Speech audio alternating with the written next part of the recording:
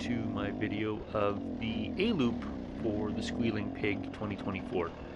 This is part of the PNWMA Pacific Northwest Motorcycle Association Off-Road Series and is one of the WOC Western Off-Road Series Championship rounds. And so I normally race AMSA in Alberta and came to BC to race this round just to get some WOC points.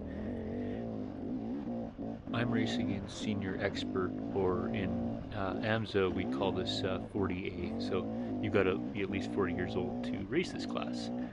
The one drawback I find with the BC racing is they use a 2-hour cutoff for this class. In Alberta it's 2.5, the same as all the other A racers, so something I'd like to see changed. If I'm not sure why they do that, but they give this the older guys a bit of a break and don't make them race so hard or so long, but my preference would be to keep it at 2.5 hours, the same as every other A racer.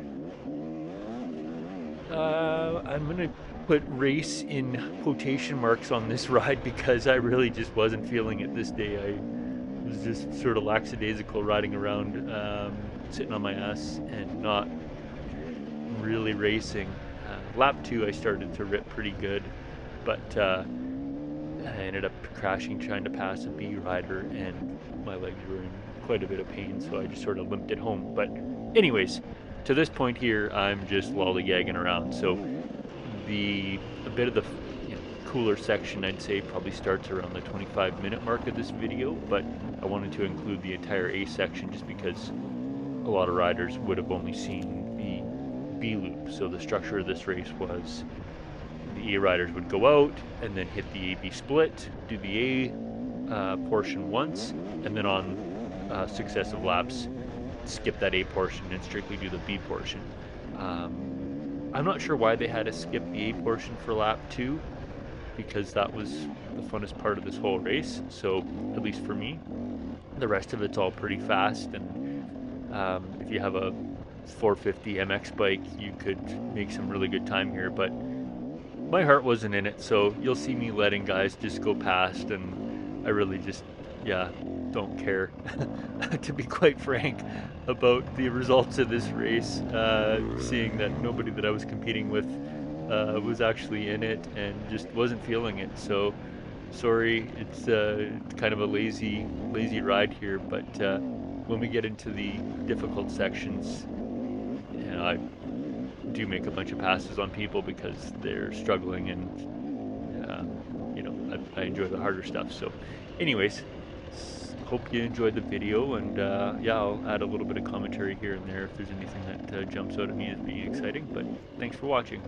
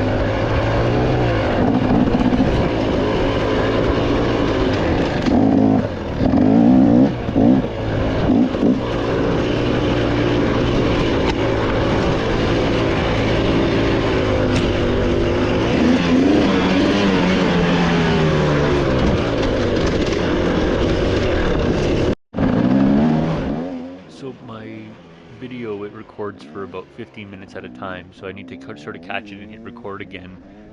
I have it so when I forget to turn the thing off, it doesn't run continuously when I'm out riding, but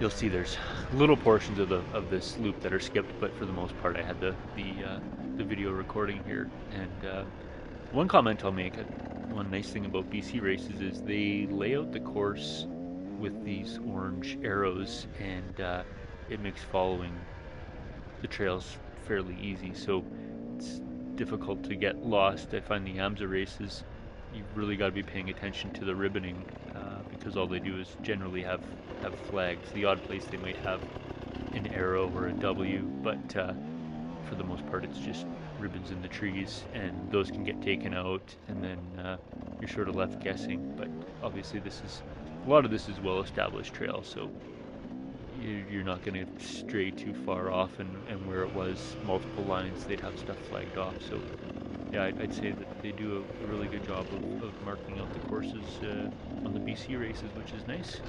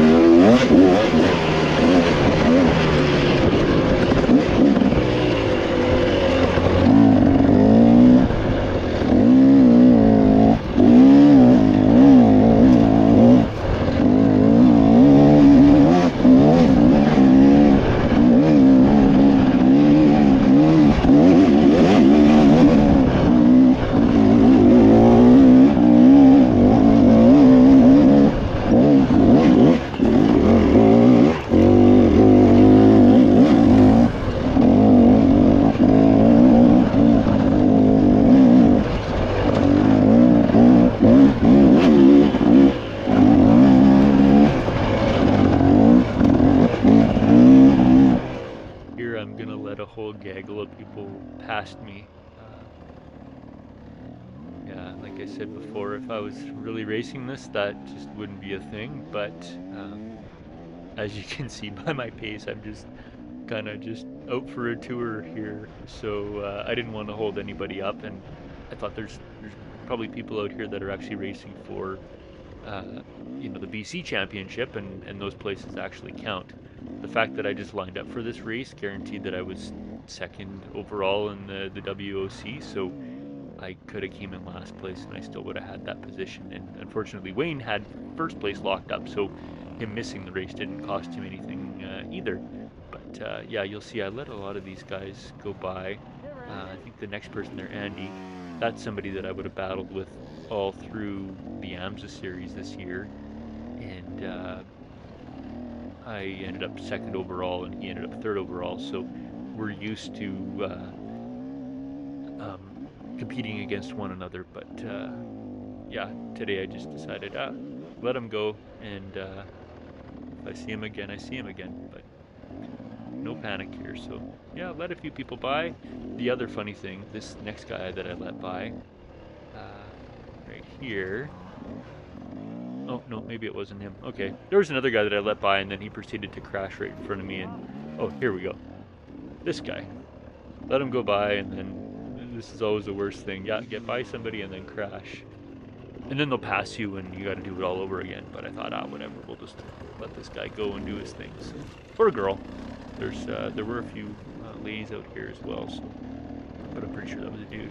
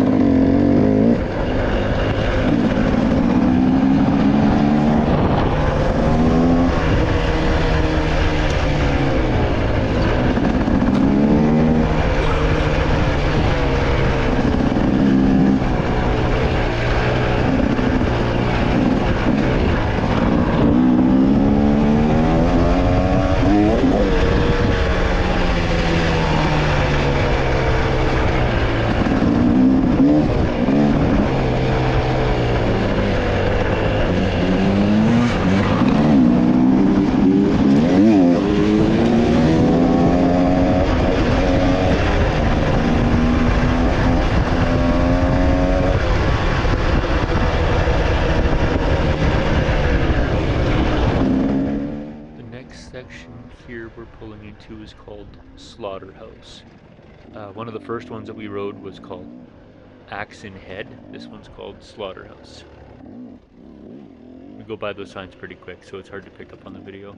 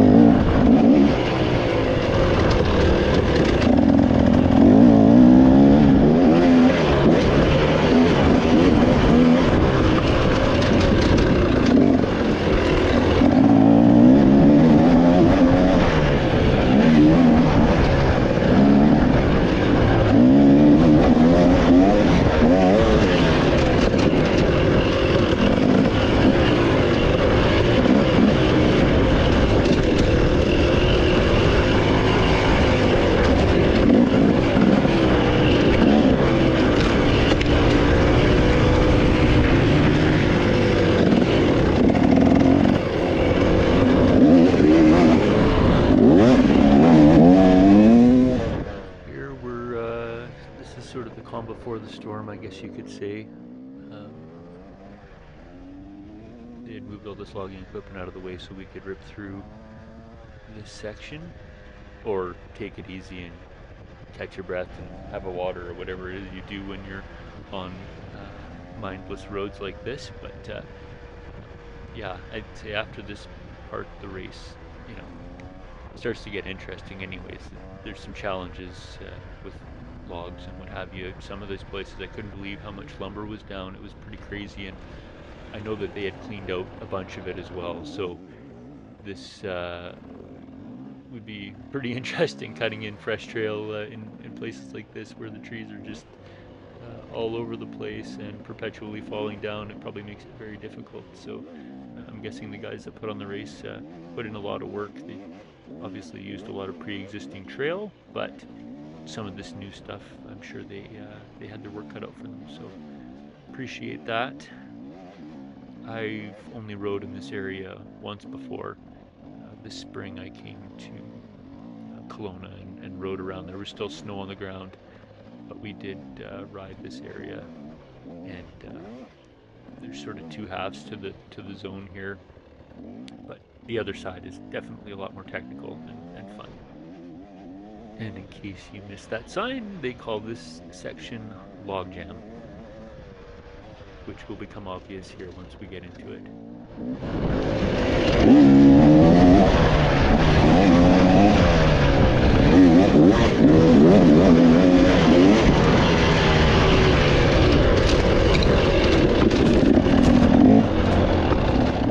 So I think we're just about to enter a bunch of the logs that are down and have to hit them and get over them, and they had, in hard lines and easy lines, you could skip over stuff or you could go around it, depending on how you were hitting this. Sometimes the up and over the log wasn't the quickest way, but for me personally, I like to hit the more technical end of things, even if that just turns out to be the slow way around. So be it. I think it's more fun to hit the obstacles than to try to avoid them, but that's a personal thing here. I will say these obstacles are a lot easier when you're fresh, and once you're tuckered out, some of this stuff which looks pretty mundane can be a real challenge when you don't have the strength and the energy to hit it with the right sort of technique.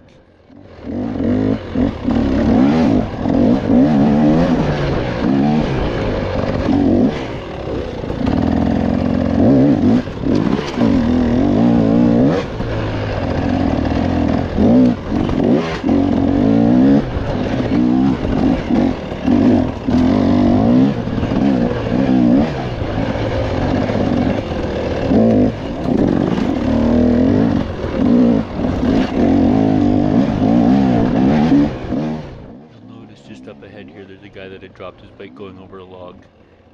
His name is Eric Tardif, and he's got a YouTube channel, Crazy Shit BC. So he's also got video of this race, although it ends up ahead here. Oh, and then Andy takes a spill on a log. It was pretty funny on Eric's video. He was laughing because he had just done the same damn thing. So anyhow, yeah, this is if you've seen his video, Eric's video, then some of this will look familiar, but it ends pretty much right after I pass him, which is coming up in a little bit, so stay tuned. But not before I screw up on this slope. I don't know what I did.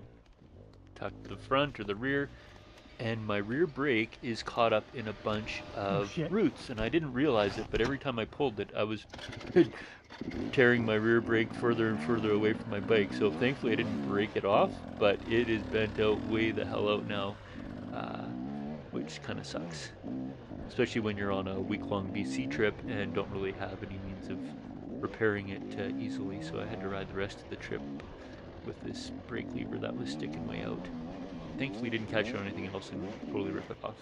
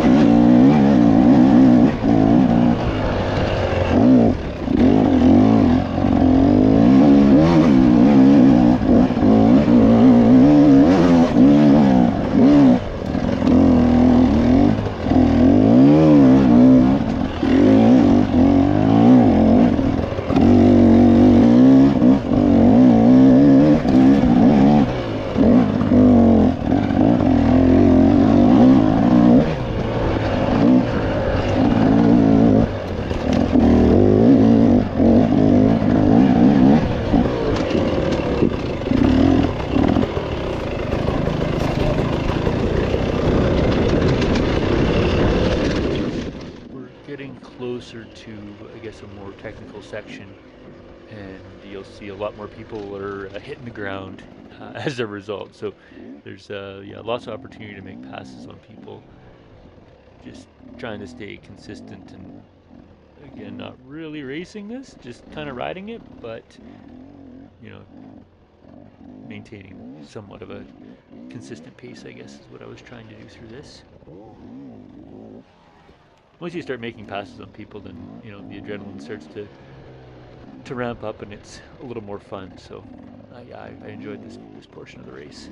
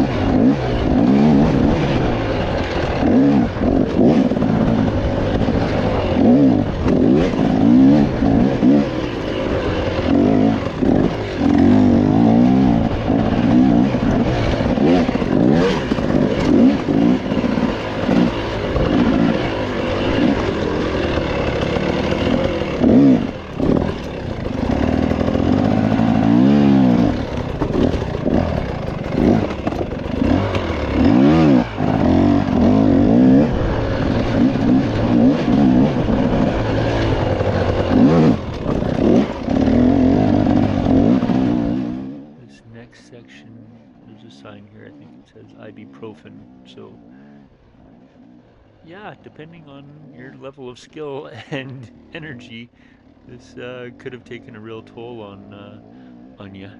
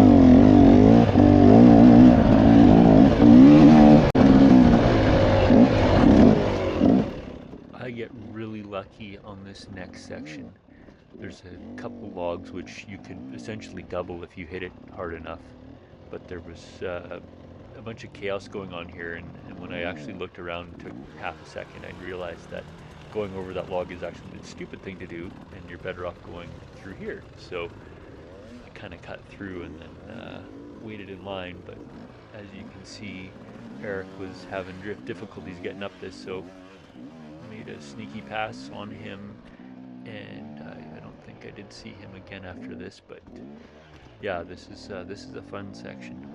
Really enjoyed it.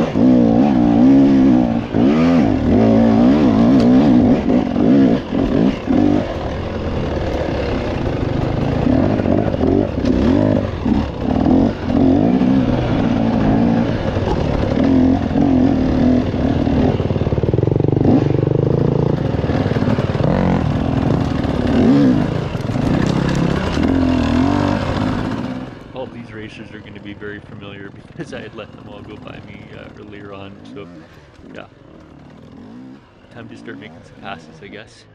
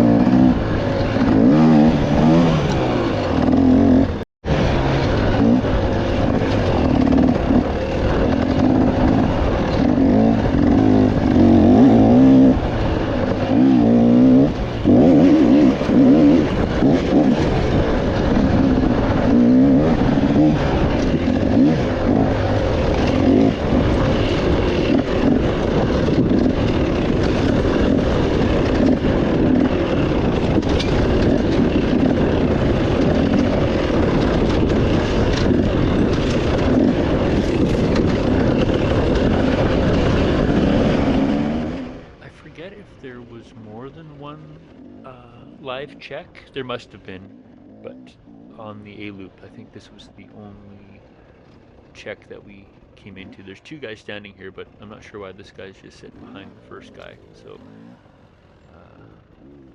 thought maybe I could sneak him around him here, but unfortunately he got his check and was able to keep going. Oh, we have a happy face.